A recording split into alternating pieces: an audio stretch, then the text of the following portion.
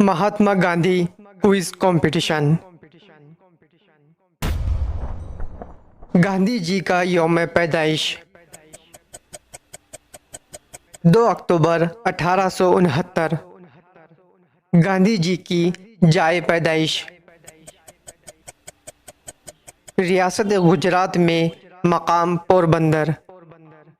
गांधी जी के वालिद का नाम करमचंद गांधी। गांधी जी के वालिदा का नाम पुतली बाई। गांधी जी की बीवी का नाम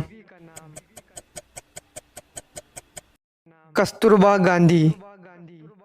गांधी जी की शादी के वक्त उम्र कितनी थी? 13 साल। गांधी जी को कितने लड़के थे? गांधी जी को 4 लड़के थे, हरीलाल, मनीलाल, रामदास और देवदास। गांधी जी को महात्मा का लक़ब किसने दिया था? राबेंद्रनाथ टैगोर।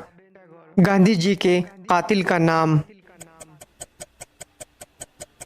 नथुराम गोडसे। गांधी जी के कत्ल की तारीख 30 जनवरी 1948। गांधी जी के कत्ल का दिन और वक्त दिन जुमा, वक्त शाम के 5:16।